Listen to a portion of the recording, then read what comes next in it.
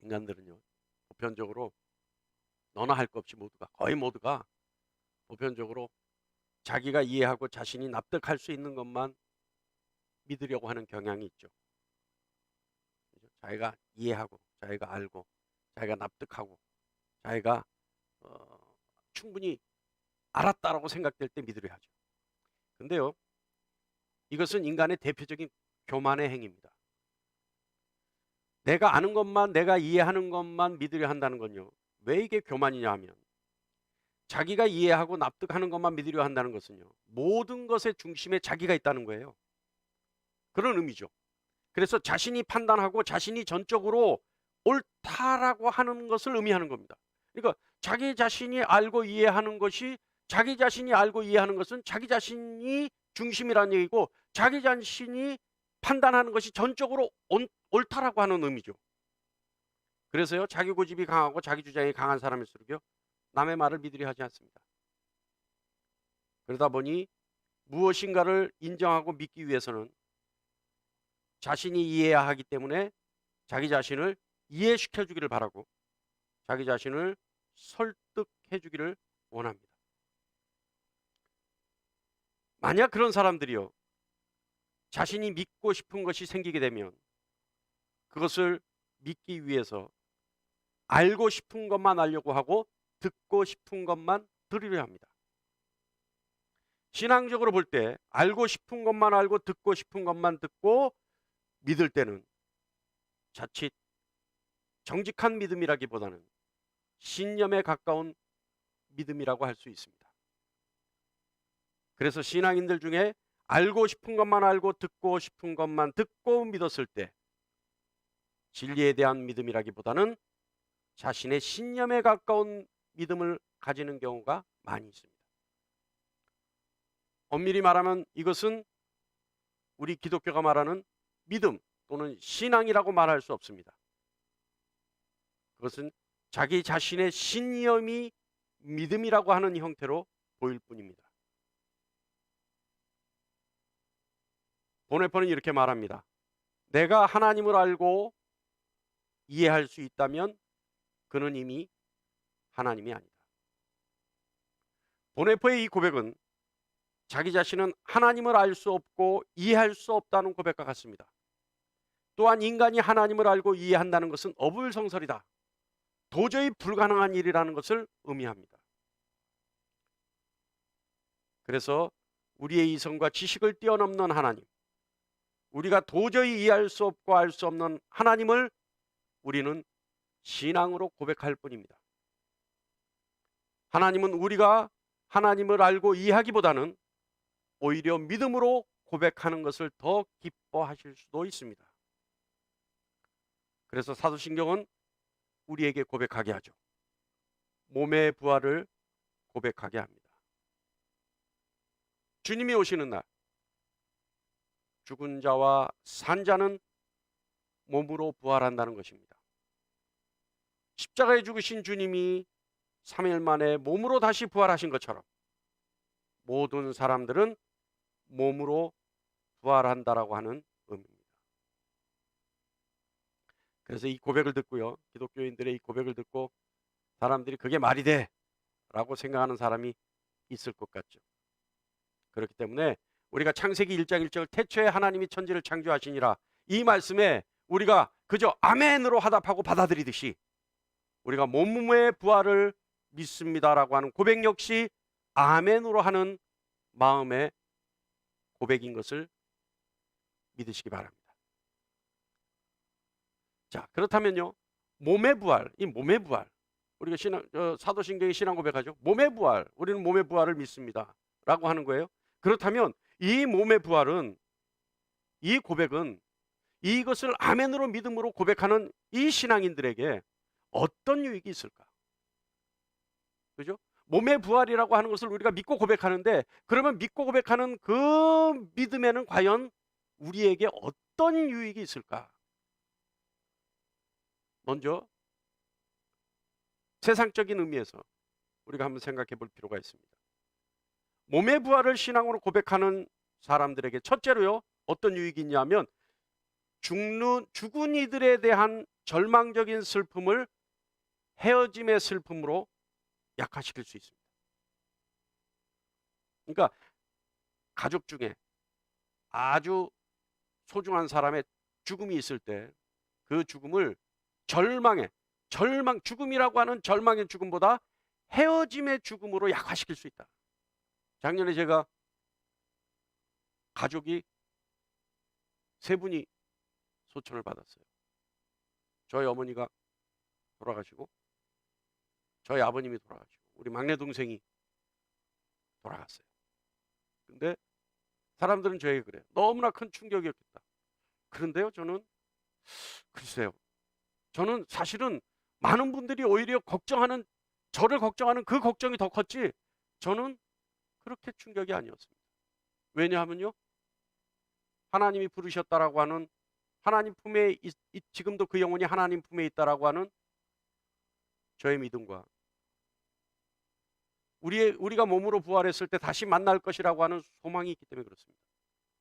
제가 아버님 소천 받았을 때요, 아버님 계시던 곳이, 목사님도 그 이제 원장님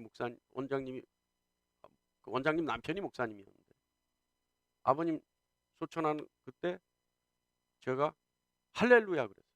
할렐루야. 그러니까 이거 잘못 이해하면요, 잘못 보면 자기 아버지 죽은 게 기쁜 일이라서 할렐루야 했다는 거 아니에요. 근데요, 그때 그 자리에 있던 목사님이 그러시더라고요. 야, 기독교인들이니까 이게 가능한 일이지, 세상 사람들이 보면 이거는 욕먹을 짓이다. 그렇죠. 예? 아니, 아버님이 돌아가셨는데 하나님을 찬송하라 이렇게 얘기하면 말이 됩니까? 근데 그 죽음이 목사인 저의 눈에는 가장 소망 가운데 죽음이고, 구원받은 자의 죽음이고, 하나님의 종의 죽음이었기 때문에, 그것이 증명되는 순간이었기 때문에 저는 기뻐서 그것을 할렐루야 할 수 있었어요. 그런데 그 외침의 근본적인 이유는 뭘까? 다시 볼 수 있다는 소망 때문이죠. 우리가 몸의 부활로 일어날 수 있다는 소망 때문이죠. 신앙인들의 죽음은 절망의 것이 아닙니다. 다시 만나는 것이 약속되어 있는 잠시의 헤어짐의 슬픔뿐입니다. 비신앙인들에게는 죽음이 기약 없는 죽음이죠. 기약 없는 헤어짐이죠. 다시 말하면 죽음의 저편의 일에 대해서 그 어떤 기대도, 그 어떤 소망도 확정지어지지 않은 죽음이죠. 그렇기 때문에 비신앙인들의 죽음을 맞이하면서 절망을 느낄 수밖에 없는 겁니다. 그런데 물론 소중한 존재의 죽음 앞에 슬픔을 느끼지 않을 수 있을까요? 그건 불가능한 일이죠. 그러나 소중한 존재가 다시 부활할 것이라고 하는 믿음과 소망은 절망의 고통을 덜게 해주고 아예 절망의 고통을 없앨 수 있는 겁니다. 그래서 기독교인들의 죽음은 몸의 부활을 통해 다시 만날 수 있는 잠깐의 헤어짐의 고통으로 약화시킬 수 있는 겁니다. 그래서 데살로니가 전서 4장 13절에 우리 다 같이 한번 볼까요? 시작. 형제들아, 자는 자들에 관하여는 너희가 알지 못함을 우리가 원하지 아니하노니 이는 소망 없는 다른 이와 같이 슬퍼하지 않게 하려 함이라. 아멘.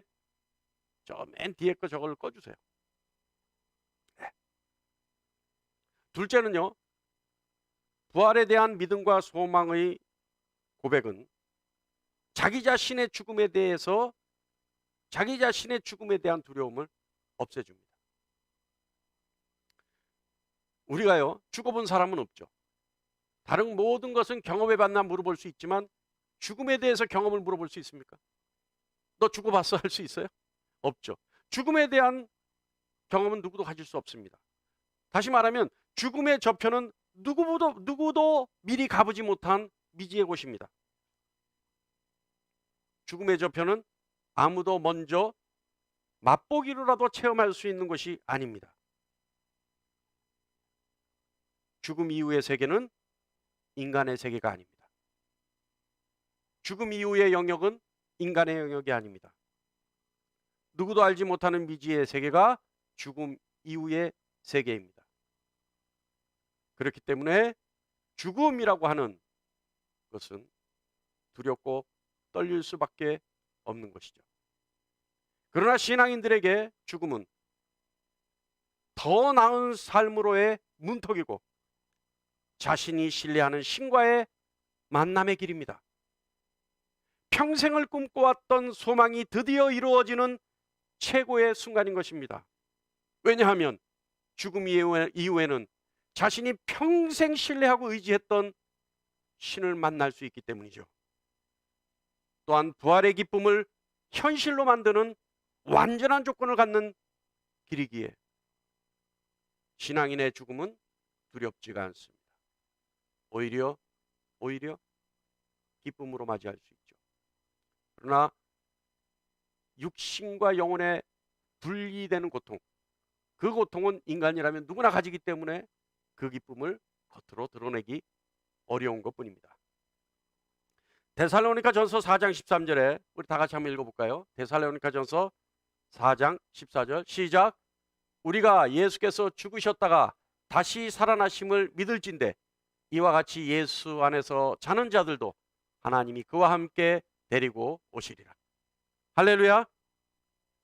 그래서요 여러분, 신앙인의 죽음, 제가 소촌을 좀 다른 일반인들보다는 많이 보잖아요. 목사는. 근데요 신앙인의 죽음과 비신앙인이 맞이하는 죽음의 모양은 달라요. 또 신앙인이라 하더라도 전적으로 하나님을 의지하고 있는 자의 깊이 있는 믿음의 죽음과 조금은 의심을 가지고 있는 신앙인의 죽음은 또 달라요. 그래서 마지막 모습에서 정말 하나님을 온전히 의지하는 자의 죽음은 그야말로 평안이에요. 주님의 부활을 믿는 하나님의 자녀들은 자신들 역시 주님과 같이 부활할 것이라고 하는 사실을 알기 때문에 음부의 두려움 없이 평안히 죽음을 맞이할 수 있습니다. 저는요 제 아버지의 소천을 보면서요 도전받았어요. 제가 어디서나 제가 요즘 증거하는데요, 목사인 내가 과연 저렇게 죽음을 맞이할 수 있을까 라고 하는 도전받은 상황이었어요. 여러분, 저와 여러분은 우리 마지막 날, 우리 인생의 마지막 날 하나님의 능력으로 영광으로 덧입혀져서 신앙인의 모양으로, 하나님의 종의 모양으로, 하나님의 자녀의 모양으로 인생의 마지막을 맞을 수 있는 축복된 저와 여러분이 되기를 간절히 축원합니다. 마지막 순간이 증거되는 거예요. 신앙인은 마지막 그 순간이 그의 신앙의 농도가 증거될 수 있어요. 저와 여러분은 우리 인생의 마지막 날 그것을 바라보는 모든 자들이 역시 하나님의 종이다, 역시 하나님의 자녀다, 역시 하나님이 사랑하신 자요 하나님을 사랑하는 자다, 이 사람의 죽음이 가장 하나님 자녀로서의 바람직하고 아름다운 평안한 죽음이 아니겠느냐라고 도전 줄 수 있는 저와 여러분이 되기를 간절히 축원합니다. 셋째는요, 몸의 부활이 우리에게 주는 유익이 뭐냐? 몸의 부활을 믿음으로 받아들이고 고백하는 사람들은요 자신의 몸을 소중히 여기고 자신의 삶에 열심일 수 있습니다. 신앙인들의 삶은요 세상 사람들이 흔히 말하는 이래도 한 세상 저래도 한 세상의 인생이 아닙니다. 인간이 세월을 살면서 점점 다가오는 죽음이라고 하는 절망이 가까우면 어떤 마음을 가지게 될까요? 그러니까 세월이 가면 갈수록 죽음이라는 건 점점 가까워오잖아요. 그럴수록 어떤 마음을 가지고 살아갈 수 있을까요? 어떤 마음의 변화가 있을까요? 어떤 심정의 변화가 있을까요? 인간이 세월을 살면서 점점 다가오는 죽음이라고 하는 절망이 가까우면 과연 어떤 마음을 가지게 될까요? 보편적으로요, 거의 모든 사람들이요, 얼마 남지 않은 세월이 아까워서 육신의 쾌락과 안위를 쫓게 됩니다.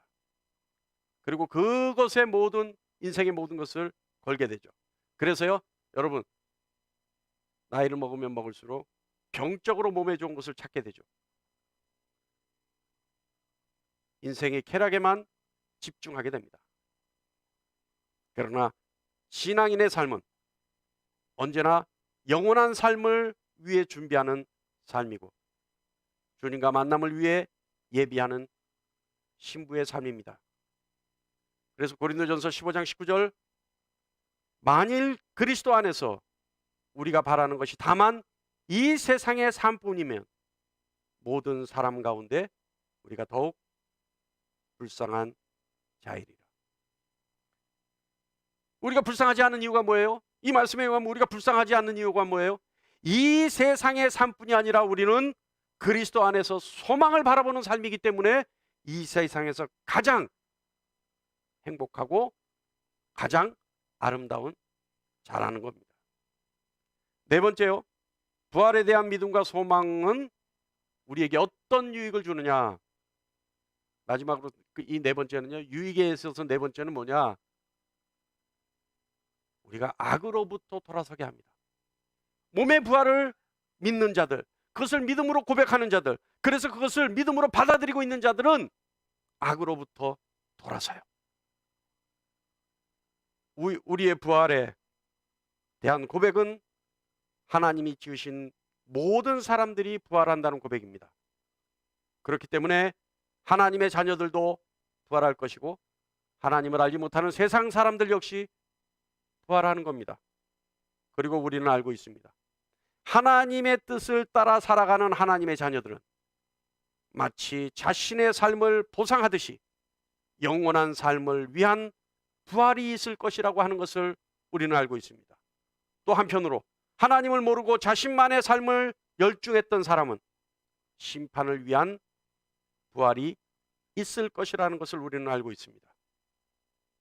그래서 부활의 소망을 가진 사람들은 하나님 앞에 부끄럽지 않기 위해서 언제나 악으로부터 돌이키는 삶을 살아가게 되는 거죠.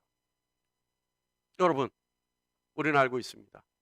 우리는 하나님을 믿기에 영원한 삶을 살 것이고 우리는 예수 그리스도 안에서 십자가를 지고 가기에 영원한 삶을 살고 있다는 것을 우리는 알고 있습니다. 그러나 주님의 십자가의 공로를 알지 못하는 사람들은 어떻게 해요? 심판을 위해 부활한다는 거예요. 영원한 형벌을 위해 부활한다는 거예요. 그래서 예수 그리스도 안에 있는 자들은 영원한 삶을 위한 몸의 부활은 소망의 부활이요 영원한 삶의 시작인 거죠. 그래서 요한복음 5장 29절 다 같이 한번 읽어볼까요? 시작. 선한 일을 행하는 자는 생명의 부활로 악한 일을 행하는 자는 심판의 부활로 나오리라. 할렐루야. 자, 그런데 여러분 여기서 오해하면 안 돼요. 이 말씀 잠깐 다시 띄워주세요. 선한 일이라고 해서 착한 일로 착각하면 안 됩니다. 여기서 선한 일과 악한 일은 뭐예요? 여기서 선한 일이라는 건 뭐예요? 예? 여기서 선한 일이라는 거는 예수 믿는 일이 아니에요. 그거는 기본이에요, 기본. 그거는 기본으로, 그거는 이미 전제 조건으로 자격으로 해야 되는 일이고, 여기서 선한 일이라는 건 하나님의 뜻을 따르는 일이 선한 일이에요. 왜냐하면 선한 분은 하나님밖에 안 계시기 때문에 그래요. 그래서 하나님의 뜻을 따르고 하나님의 계획을 온전히 이루려고 하는 삶을 사는 사람이 선한 일을 행하는 자예요. 그렇다면 반대로 악은 뭐예요? 하나님의 뜻과 상관없이 사는 사람이 악한 자예요. 악한 자의 삶이에요.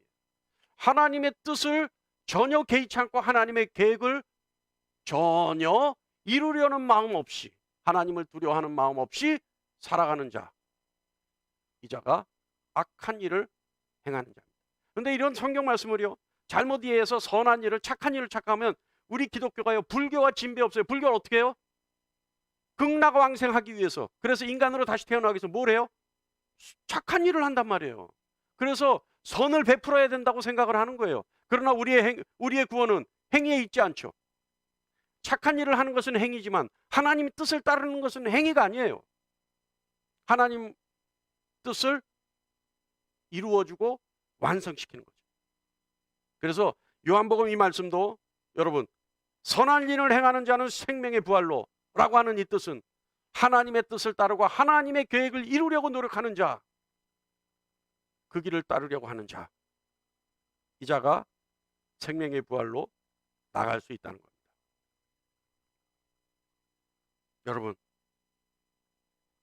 하나님의 뜻을 이루고 하나님의 계획을 따르는 여러분 되시기를 간절히 축원합니다. 하나님의 뜻을 이루고 하나님의 계획을 따르는 여러분 되기를 간절히 축원합니다. 하나님의 계획을 이루는 여러분 되기를 축원합니다. 자, 그렇다면 여러분, 하나님이 우리의 구원을 위해 육신의 부활을 작정하신 이유는 뭘까요? 저는 이거 참 궁금했어요. 하나님이 우리의 구원을 위해 왜 육신의 부활을 계획하셨을까요? 하나님의 계획은 왜 우리의 육신의 부활로 작정하셨을까요? 여기에 영적 의미는 과연 뭘까요? 뭘까요, 여러분? 할렐루야. 여기는 분명히 영적 의미가 있어요. 여기는 분명히 하나님이 우리의 육신의 부활을 계획하시고 작정하신 영적 의미가 있어요. 이것을 함께 나눔으로 오늘 이 시간이 우리 신앙생활에 있어, 우리 믿음에 있어 유익한 시간이 되기를 간절히 바랍니다. 자, 육신의 부활, 몸의 부활의 영적 의미는, 첫 번째는 몸의 부활은 완전한 구속을 의미합니다. 구속이라고 하는 건 뭐예요? 구원을 받기 위해 속죄함 받는 것이 구속이죠.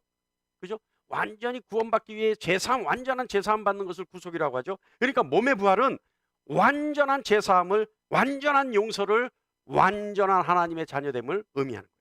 자, 지난주에 우리가 함께 했던 것처럼 인간은 죄로 말미암아 죽을 수밖에 없는 존재였습니다.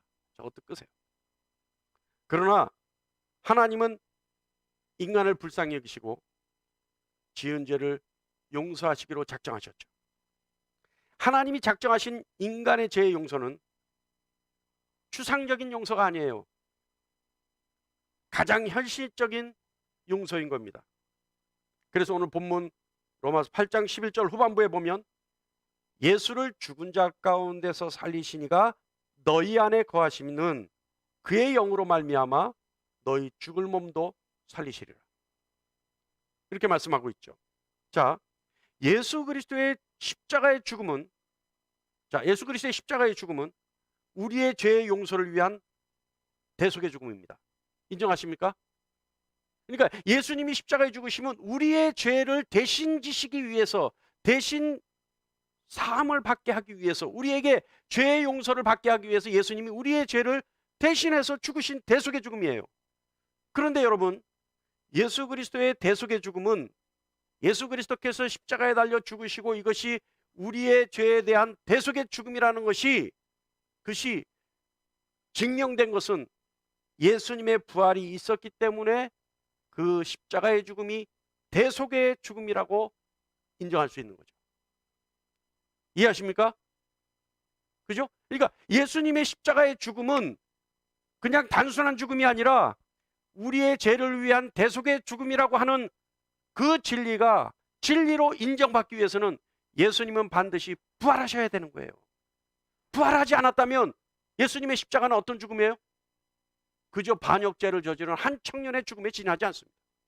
그런데 예수님의 십자가의 죽음의 가치가 부활을 통해 극대화되는 것이고, 부활이야말로 예수 그리스도께서 우리 죄의 대속의 죽음이라고 하는 사실을 하나님이 증명하신 것이 부활이죠. 예수님이 죽음 가운데서 부활하셨기 때문에 십자가의 죽음이 대속의 죽음이 될 수 있는 것이고, 우리가 그 죽음을 진리라고 받아들일 수 있는 겁니다. 그런데 부활은 완전한 대속을 증명하는 것이죠. 부활은 완전한 속죄를 의미하는 것이죠. 왜요? 이해하세요? 그러니까 예수님의 부활은요, 완전한 대속을 의미하는 것이고 완전한 속죄를 의미하는 겁니다. 그죠? 그러니까 십자가의 죽음이 완전한 대속이고 완전한 속죄라고 하는 것을 부활을 통해 증명된 거죠. 그래서 11절 전반부에 보면 예수를 죽은 자 가운데서 살리신 이의 영이라고 얘기합니다. 그리고 9절 말씀에 보면 너희 속에 하나님의 영이 거하시면, 다시 말하면 예수를 죽은 자 가운데서 살리신 이의 영이 너희 속에 거하시면, 이렇게 되는 거죠. 그러니까 11절 전반부와 9절 후반부를 합쳐보면 11절 전반부에 예수를 죽은 자 가운데서 살리신 이의 영, 9절 말씀을 보면 너희 속에 하나님의 영이 거하시면, 그럼 이거를 종합해보면 어떤 말씀이 되냐면 예수를 죽은 자 가운데서 살리신 이의 영이 너희 속에 거하시면, 이렇게 되는 거죠. 그죠? 그리고 11절 후반부에 보면 뭐라고 말씀하냐면, 다 같이 한번 읽어볼까요? 시작. 그의 영으로 말미암아 너희 죽을 몸도 살리시리라. 자, 예수님의 부활이 완전한 대속을 증명하듯이 우리의 몸의 부활 역시 완전한 속죄, 다시 말하면 용서를 의미하는 겁니다. 몸의 부활은 완전한 속죄요, 완전한 용서를 의미하는 거죠. 할렐루야. 이해하십니까? 이게 논리적으로 좀 복잡해요. 그러나 아주 간단하게 설명하면 예수님의 십자가의 죽음이 우리를 위한 대속의 죽음임이 완전히 증명되는 것은 부활이 있었기 때문에, 사흘 만에 부활하신 예수님의 육신의 부활이 있었기 때문에 이 십자가의 죽음이 대속의 죽음이에요. 그러니까 이 부활은 굉장히 중요한 거예요. 육신의 부활은 굉장히 중요한 거예요. 예수님의 사역을 하나님이 증명해 주신 거예요. 그렇다면 그 대속의 죽음이 우리에게도 죄사함, 속죄, 용서의 죽음이라고 증명될 수 있는 것은 우리도 역시 육신으로 부활해야지만 예수님의 십자가의 죽음이 대속의 죽음, 그죠? 속죄의 죽음, 우리 역시 죄 용서를 받은 죽음이 되는 것이고, 우리의 육신이 부활됨으로 용서받았다, 속죄함 받았다, 그리고 예수님의 십자가의 죽음이 역시 우리의 대속의 죽음이었구나라는 사실이 증명되는 거 아니겠습니까? 할렐루야. 그래서 11절 후반부에 그의 영으로 말미암아 너희 죽을 몸도 살리시리라. 할렐루야. 예, 이거예요. 그러니까 우리의 몸의 부활은, 육신의 부활은 무엇을 증명하느냐? 우리가 완전히 속죄함 받았고 용서받았다라고 하는 사실이 증명되는 것이다. 이 사실을 믿는 저와 여러분 되기를 간절히 축원합니다. 제가 어저께 이 육신의 부활의 영적 의미를 고민 하는데 11절 말씀을 가지고 이 문제를 풀어보려고 하는데 9절 말씀이 눈에 확 들어오더라고요. 그래서 이 논리가 이것이 완전한 속죄의 의미를 가지고 있구나, 완전한 죄 용서의 의미를 가지고 있구나 라고 하는 것이 연결이 되더라고요. 근데 논리는 조금 복잡해요. 그러나 사실은 예수님의 십자가의 죽음과 부활을, 이 함수관계를 이해하는 분은 우리의 육의 몸의 부활 역시 이해할 수 있게 됩니다. 자, 두 번째는요, 몸의 부활의 영적 의미는 뭐냐, 하나님이 왜 그렇게 작정하셨을까라고 하는 것은 현재의 삶에 대한 소중함과 소망을 갖게 합니다. 이 육신의 부활의 믿음은, 왜냐하면 성경에 의하면 믿는 자에게는 영원한 생명으로 이어지는 몸의 부활을 맞이하게 된다고 얘기하죠. 이것은 구원받은 하나님의 자녀들은 영원한 생명을 받는데 그때 전혀 다른 새로운 피조물로 다시 사는 것이 아니라 이미 하나님께서 하나님으로부터 부여받은 몸으로 부활한다는 겁니다. 이것의 의미는 지금 우리의 인생에서 하나님의 통치가 이루어지기만 하면, 그래서 악이 완전히 사라지고 하나님의 선이 온 세상을 덮기만 하면 이곳이 곧 구원을 이루는 곳이 된다라고 하는 의미입니다. 완벽한 하나님의 나라가 이루어진다는 의미죠. 지금 우리는 비록 고달프고 어렵고 슬프고 아픈 것들로 쌓여져 있지만 이곳에 하나님의 나라가 이루어진다고 하면 그 모든 것이 해결된다라고 하는 의미입니다.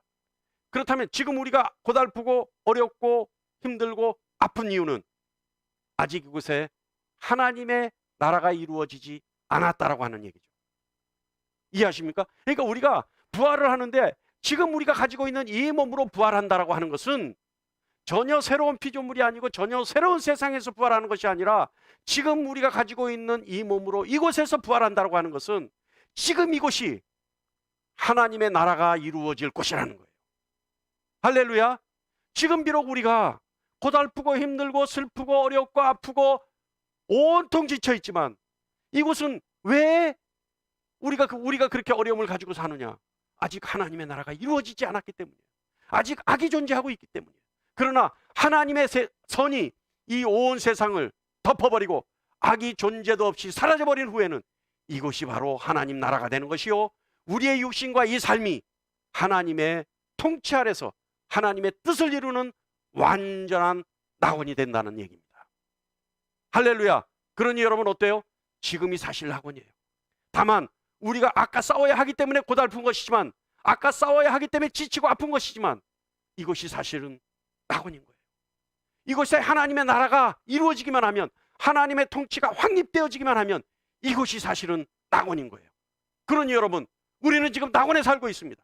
왜냐하면 우리는 하나님의 능력으로 우리의 육신의 한계, 우리의 영적 한계를 이겨내고 아까 싸울 수 있기 때문에 우리는 지금 낙원에 살고 있는 거죠. 그래서 몸의 부활을 믿는 사람은 지금 이 자리가 삶에 있어 소망의 자리요, 하나님의 나라를 이룰 수 있는 아름다운 하나님의 능력 가운데 살아갈 수 있는 낙원인 것입니다. 할렐루야. 이해하시죠? 그래서 몸의 부활을 믿고 고백하는 성도는 지금 현실에서 하나님의 나라가 이루어지기를 소망하게 되는 것이고, 그래서 살아서 믿고 영원히 사는 것을 소망하게 되는 것이고, 그리고 현재의 삶을 소중하게 생각하고 하나님의 선하신 뜻을 따르려 하게 되는 겁니다. 할렐루야. 이해하세요? 할렐루야. 이해하세요? 그러니까 몸의 부활이라고 하는 거는요, 다른 어떤 하나님이 예비하신 어떤 다른 것이 있는 것이고, 또 우리가 하나님이 영이시니 우리도 영으로 해서 거기서 다른 어떠한 새로운 피조물로 창조되는 것이 아니라, 새로 태어나는 것이 아니라 지금 이 상태로 하나님의 나라와 하나님의 통치가 이루어지기만 하면 이것이 그저 하나님이 예비하신 새 창조의 낙원이 된다는 뜻입니다. 할렐루야. 그래서 몸의 부활은요, 몸의 부활에 대한 신앙 고백은요, 그래서 중요한 거예요. 그래서 중요한 거예요. 우린 그저 몸의 부활이 그저 기독교 진리이기 때문에, 기독교 교리이기 때문에 고백했다라고 생각할 수 있지만, 몸의 부활을 신앙으로 받아들이고 지키고 고백하는 사람은 지금 우리의 삶이 하나님의 통치만 이루어지면, 하나님의 나라가 임하기만 하면 가장 아름다운 소망의 삶이요, 가장 능력을 발휘할 수 있는 기쁨의 삶이라는 것을 아는 사람들이 되는 겁니다. 할렐루야. 깨닫고 마음에 새길 수 있는 저와 여러분 되기를 간절히 축원합니다. 어렵죠? 여러분, 우리 교회 설교 어렵죠? 저를 보시고 긍정하려면 긍정을 하시고 부정하려면 부정. 어렵죠? 어렵죠. 근데요, 이러한 말씀은 다른 비유로 말씀할 수가 없어요. 이러한 말씀은 어떤 비유로, 어떤 좋은 쉬운 얘기로 할 수가 없어요. 이거는 성경에 있는 진리의 말씀이기 때문에 그대로 전할 수밖에 없어요. 이렇게 풀지 않고 비유하지도 않았는데 벌써 예배 시작한 지 30분 넘었어요. 그냥 엑기스만 가지고, 정제된 말씀만 가지고, 성경에 있는 말씀만 가지고 여러분과 나눴는데도 불구하고 30분이 넘어버려요. 그런데 이거를 비유를 들고 해석을 하고 또 편한 얘기, 좋은 얘기, 아주 쉬운 얘기로만 하면 몇 시간이, 1시간, 2시간 넘어가 버리죠. 그러니까 여러분, 그저 어렵다 하더라도, 아까 저 보네포 얘기했죠. 하나님에 대해서 알려고 하고 이해하려고 하면 이미 그는 하나님이 아니다. 그러니까 여러분, 지금 이 시간 어렵더라도 아멘으로 그냥 화답하시고 아멘으로 받아들이고 믿으려 하십시오. 그러면 여러분의 심령 가운데 생명 양식이 될 수 있습니다. 제가 제일 두려운 건요, 이 말씀에 증언과 효험이 있기를 간절히 바라고, 만약에 이 말씀에 증언과 효험이 없다면 신명기 말씀에 의하면 이것은 하나님의 말씀이 아니라 저 개인의 말이 되어버려요. 그러니까 이것이 제가 두려운 거는 이 말씀을 통해서 여러분에게 변화가 일어나고 소망이 일어나고 삶의 능력이 나타나고 한계를 극복하는 권세가 나타나는 그런 증언과 효험이 나타나야지, 이것이 그저 여러분에게 듣고 지나가 버리는 이야기로 끝난다면 저는 하나님 앞에 하나님의 말씀을 전한 것이 아니라 제 얘기를 한 사람이 돼버리잖아요. 그래서 두렵고 떨려요. 근데 이 말씀이 하나님의 말씀이라면, 하나님의 지혜를 통해, 성령의 지혜를 통해 쓰여졌고 이 시간 제 입을 통해 하나님이 말씀하시는 것이 맞다면 이 말씀은 여러분의 마음판에 반드시 새겨질 것이고 여러분의 삶의 능력이 되는 말씀이 될 것이고 여러분의 삶의 증언과 효험을 드러낼 수 있는 말씀이 될 것이라는 것을 저는 확신합니다. 자, 몸의 부활은요, 어떤 영적 의미가 있느냐? 하나님의 완전한 사역을 의미합니다. 하나님은요, 창세기 말씀에 의하면 인간을 창조하시고 하나님은 어떤 마음을 가지셨느냐? 보시기에 심히 좋았더라 라고 말씀하시죠. 하나님이 좋았다. 그것도 하나님이 심히 좋았다라고 하는 것은 더 이상의 좋음이 없다는 얘기예요. 그러니까 하나님이 인간을 만드시고 하나님이 인간을 진흙으로 빚으시고 생명을 불어넣으시고 하나님이 인간을 창조하시고 그 사역이 하나님이 심히 좋았다라고 하는 것은 하나님의 사역에서 인간을 창조하신 일 이외에는 더 어떤 좋음도 없고 더 어떤 최선도 없고 더 어떤 최고도 없다라는 뜻입니다. 그러니까 하나님이 인간을 흙으로 만드시고 생명을 불어넣으셔서 하나님이 인간을 창조하셨을 때는 하나님이 하실 수 있는 온갖 사역을 다 동원하셔서 하나님 마음에 가장 기쁜 창조 사역이 인간이었던 겁니다. 인정하십니까? 할렐루야. 다시 말하면 여러분 잘 들으세요. 인간의 몸을 하나님은 최상의 것으로 지으셨다라고 하는 의미예요. 하나님이 그저 인간을 있어라 하서 있었을 때 기뻐하신 것이 아니라 하나님은 구체적으로 인간의 몸을 흙으로 빚으시고 생명을 넣으셔서 만드셨다는 겁니다. 그런데 그 만들어진 구체화된 인간의 육신이 하나님 보시기에 어땠다고요? 심히 기뻤다는 얘기예요. 그것은 어떤 거예요? 완전하신 하나님이 만드신 완전한 것이 인간의 육신이었어요. 그래서 하나님은 내가 완전하니 너도 완전하라고 명하십니다. 하나님은 육신을 가진 인간에게 육신을 가진 상태에서 완전하라고 명하십니다. 몸의 부활은 완전하신 하나님이 완전하신 사역의 결과로 돌아가는 것, 그래서 창조의 모습으로 돌려놓는 것을 의미합니다. 사랑하는 여러분, 하나님은 몸의 부활을 작정하신 이유는 하나님이 세상을 창조하시고 인간을 창조하시고 심히 기뻤던 그 완전한 사역으로 다시 돌이켜놓기 위한 하나님의 작정입니다. 할렐루야. 그래서 첫사람이었던 아담과 하와의 모습으로 인간 모두를 그곳에 돌려놓고 하나님과 교제하기 위한 완전한 하나님의 사역이요 작정이요 계획인 것입니다. 이 사실을 믿고 고백할 수 있는 저와 여러분이 되기를 간절히 축원합니다. 할렐루야. 이 세 가지 영적 의미 여러분 다 이해하세요? 이거 어려울 수 있어요. 까다로울 수 있어요. 그러나 방송을 또 듣고 또 들으면 우리 교회 저 유튜브 방송은 제 방송을 듣더라도 보더라도 돈을 안 내도 돼요. 뭐 저 다른 유선 방송들은 돈을 내야지 그거 볼 수 있는 거 아니에요? 근데 우리는 상관없어요. 여러분, 이 세 가지 영적 의미가 우리에게 얼마나 큰 힘이 될지 여러분 상상해 보십시오. 이 세 가지 영적 의미가 우리에게는 얼마나 큰 기쁨이 될지 여러분 상상해 보세요. 다만 우리가 지금 어려운 것은 세상이 너무 악이 만연하기 때문입니다. 그래서 이곳에서 우리가 하나님의 축복 어린 낙원의 기쁨을 누리려면 우리가 기도하는 거죠. 하나님 나라가 임하게 하시옵소서. 하나님의 통치가 확정지어지게 하여 주시옵소서. 그래서 우리가 살아서 믿어서 영원히 이 몸으로 살 수 있게 해 주십시오. 할렐루야. 이것이 소망의 기도입니다.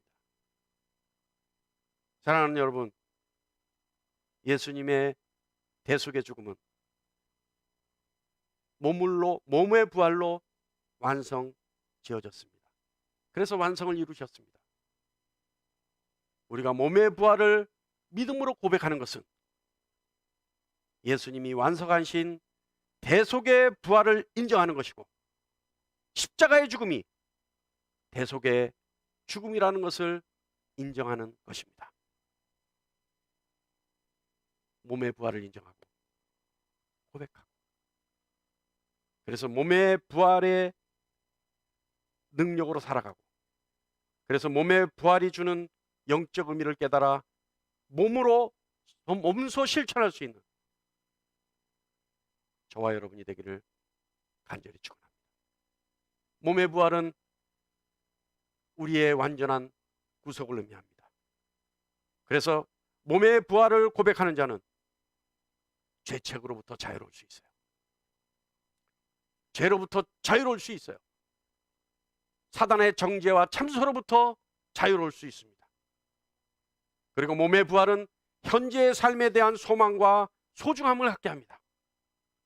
몸의 부활을 고백함으로 현재의 삶에서 하나님 나라가 이루어지고 하나님 통치가 이루어지는 간절한 소망으로 기도할 수 있는 그런 삶이 이루어집니다. 그리고 몸의 부활을 고백을 통해, 믿음을 통해 하나님의 완전한 사역을 인정하고, 그 하나님의 사역이 우리 몸의 능력으로 나타나기를 소망하는 삶이 될 수 있습니다. 오늘 여러분, 우리 다 같이 고백함으로 이 말씀을 마치려고 합니다. 아멘 하는 마음으로 나는 몸의 부활을 믿습니다. 다 같이 시작. 나는 몸의 부활을 믿습니다. 아멘. 기도하겠습니다. 아버지 하나님 감사합니다.